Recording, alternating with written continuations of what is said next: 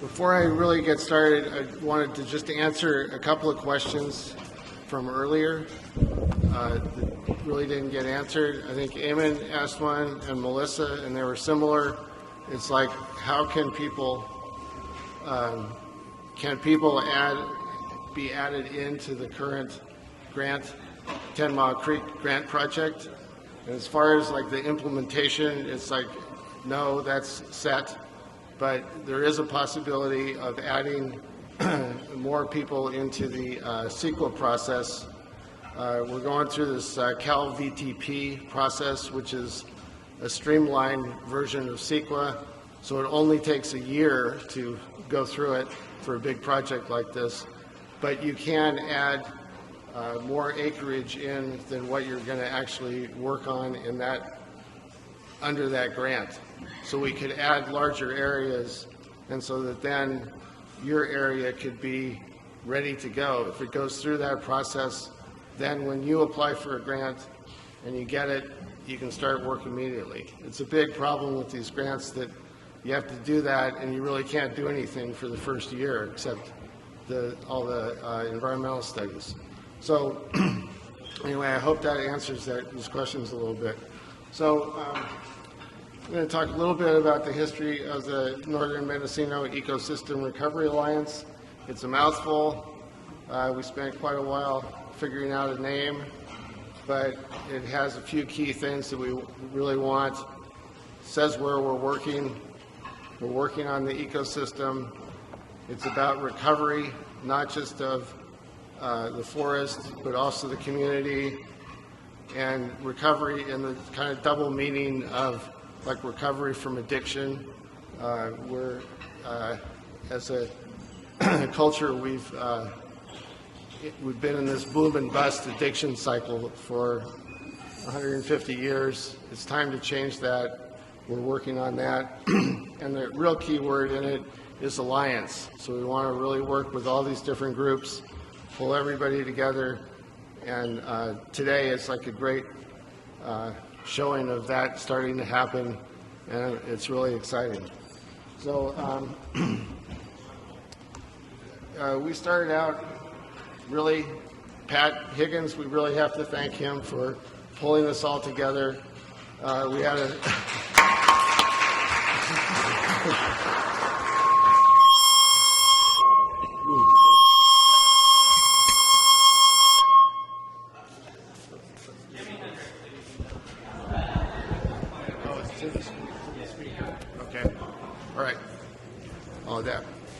So I think this was November 2020. We first met up by the river at Herb Ross' place at a meeting.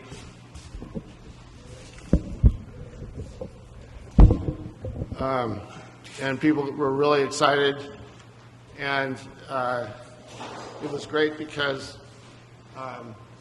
we continued to meet. You know, sometimes things get started, you try to start a fire, it fizzles out. Well, this one really got going. People were enthusiastic. We formed committees. We started to get to work.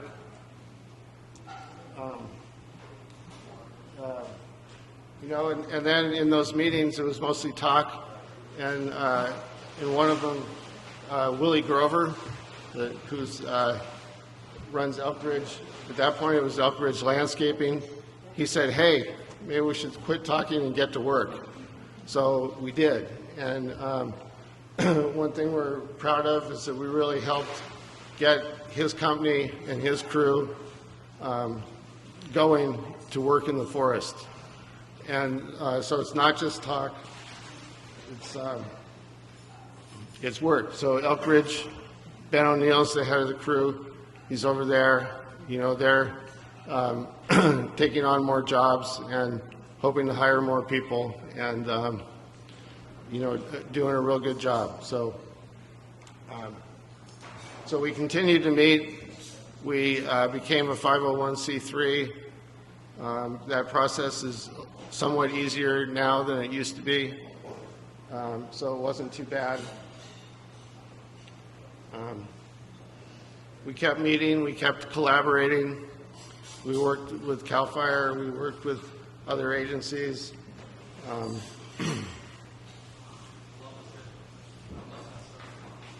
And we started doing workshops. We did a natural building workshop this summer. We've had various events, all in the interest of figuring out what to do with the wood, how to put people to work, how to involve people, how we can all learn from each other and what we're doing.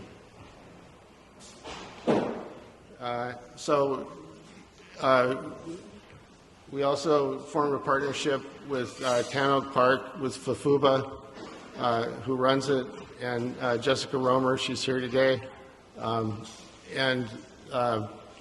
They've done great work over the years, but they want to transition into something new.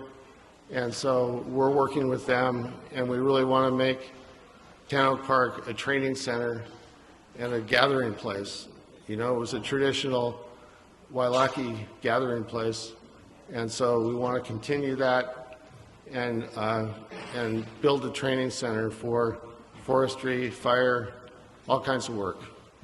So, including we're working with John Canan and Vincent on furniture making from poles. So they're going to have a session this afternoon. Lots of good work. So, but we're really just getting started. There's a lot to do. There's a lot of obstacles. It's hard to scale these things up, but we got to work on that. So kind of transitioning, why should we organize and what do we need to do? Well, the problem is bigger than anybody can handle by themselves, so we have to work together. That's the first rule. And it takes many skills to do this work. You can't do it alone. Collaboration is key. Also, this is proactive versus reactive. It's like a lot of the environmental work over the last 50 years has been resistance, to destruction. So it's resistive action. This is proactive, this is creative action. So it really feels good to be getting to that stage where we can design programs and we can do work to make the world more like how we would like it to see. So that's, it's all good work. And also, I'm kind of echoing a lot of what's already been said today, but the difference between hierarchical organizations and grassroots organizations. One is top down. We've all worked at jobs where you had a boss that, what he said you did, he wouldn't listen to suggestions. He didn't know what was happening. And that's the way a lot of things are run in the world. But bottom-up organizations, it's much more how nature works. At a cellular level, a cell has a lot of intelligence. It knows how to work with everybody around it. And so it's great to see. I really see the Fire Safe Council program is a great example of that. They start from the neighborhood level. People organize themselves.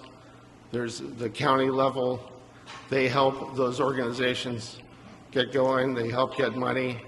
The state organization does great work overseeing it, but it's all based on the neighborhood cell, and that's what we really need to do. So a lot of the talk today is about that, about empowering people to work on their own area, their own turf. Remember the Lodge Fire, 2014? So, and at this point, there's really no use arguing about who caused climate change. It's here, it's happening. It comes down to now, are you going to adapt or are you just going to go extinct? So a lot of the arguments now are meaningless. It's like, what are you going to do about it? CO2 levels.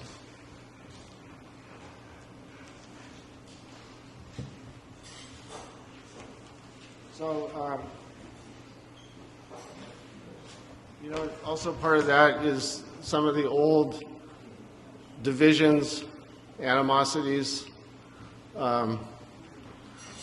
don't work anymore. They never worked, but really we have to get over those things. Cowboys versus Indians, environmentalists versus loggers. It's like we all need to work together if we're going to survive.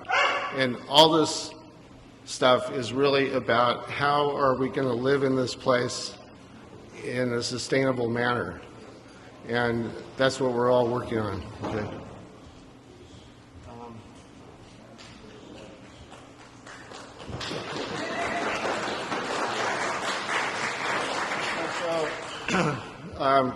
Last winter we really saw in all the snow and all the storms that when there's a true emergency, we're going to be on our own.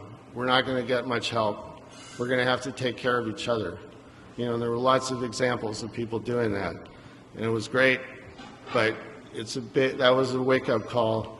It's like, no, we have to figure this out for ourselves, because in a real emergency, we're going to be cut off, and government is going to be worried about larger areas where there are more people.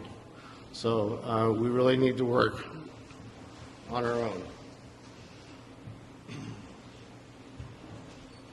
And so the other thing is that all the time we spend networking will pay off eventually, even if not right away, because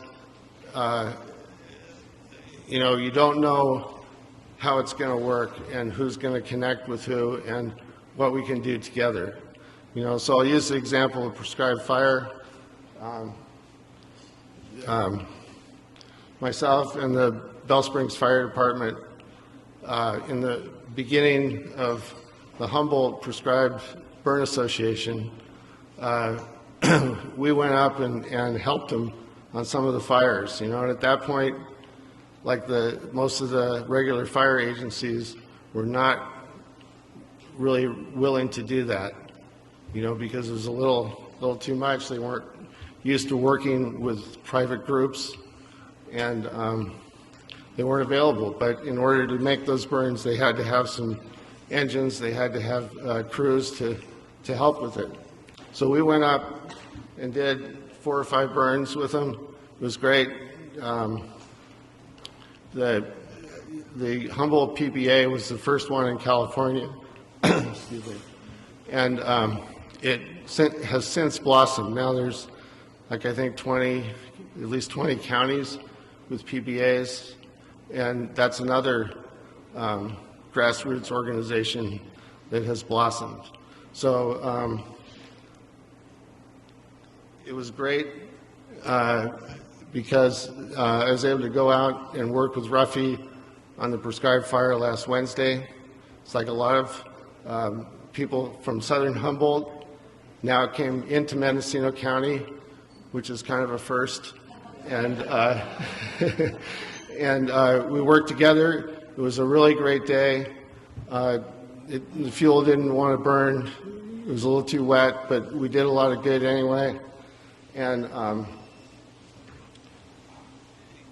the other factor with Ruffy, they included the Wailaki tribe. And here's on the right is Karen Youngblood from Ruffy, and she talked already today.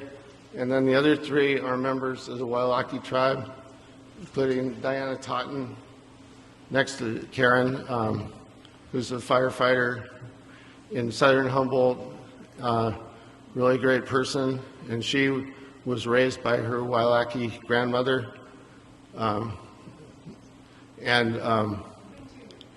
Wintu, okay. And she was like so thrilled that we were putting fire on the ground on native land. And, you know, we could all see how much that meant to them. You know, so that was a great moment of things coming together and all the groups helping and doing good work. So I hope we have a lot more of that.